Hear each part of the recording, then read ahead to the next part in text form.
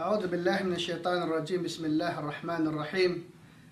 الحمد لله والصلاة والسلام على رسول الله وبعد. السلام عليكم ورحمة الله وبركاته. Ang ating paksa ngayon ay patungkol sa kadakilaan ng panalangin ng pagpapala para sa Propeta Muhammad sallallahu alaihi wasallam. Ito'y batay sa ulat ni Abu Hurairah. An Abi Hurairah radhiyallahu anhu anna Rasulullah sallallahu alaihi wasallam qala: Man salla alayya salatan sallallahu alaihi ashran. Rawah Muslim.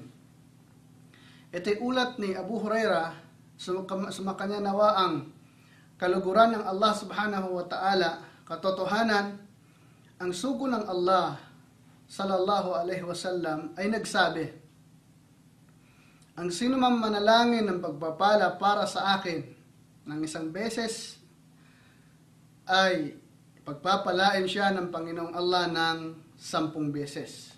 Isinalaysay ni Muslim.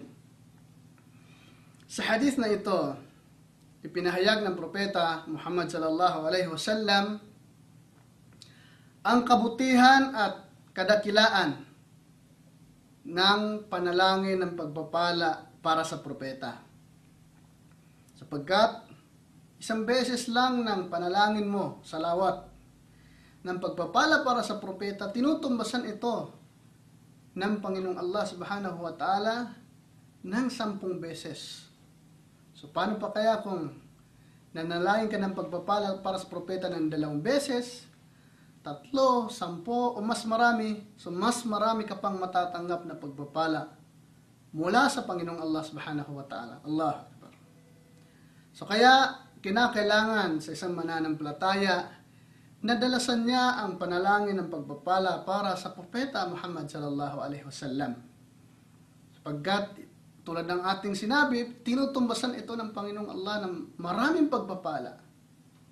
So ang panalangin ng pagpapala para sa propeta ay hindi na nangangailangan ng pagod, hindi na nangangailangan ng oras, dahil napakadali at napakagaan.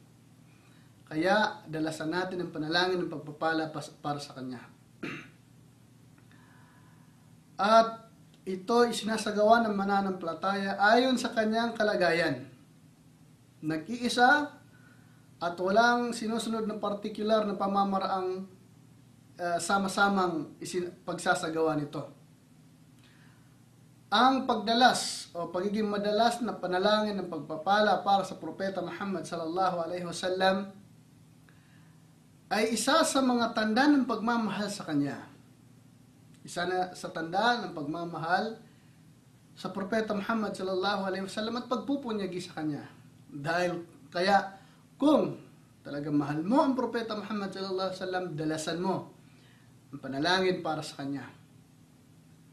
Ang panalangin ng pagpapala para sa propeta, lalo na pag ito ay madalas, ay isang kadahilanan ng pagkakaloob ng Allah subhanahu wa ta'ala ng habag, pagpapala at kadakilaan at kabutihan sa tao, sa taong nagsasagawa nito.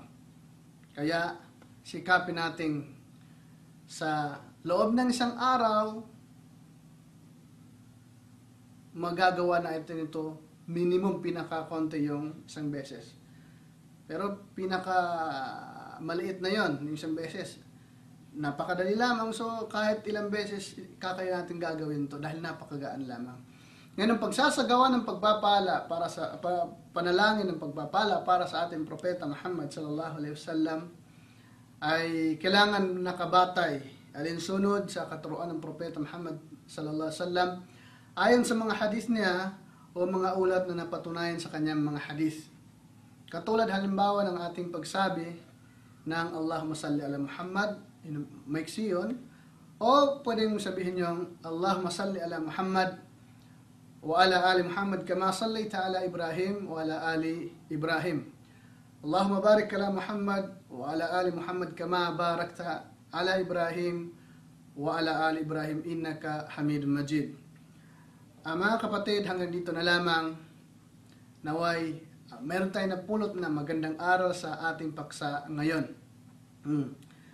Lalo pat sinabi ng Propeta Muhammad sallallahu alaihi wasallam sa kanyang hadith na pinaka madamot na tao ay yung maririnig ang aking pangalan ay hindi man lang siya manalangin ng pagpapala para sa akin. Hindi man lang siya maghandog ng salawat. So, dalasan natin at ugaliin nating magawa ito inshallah. Maraming salamat sa inyo. Hanggang dito na lamang. Assalamualaikum warahmatullahi wabarakatuh.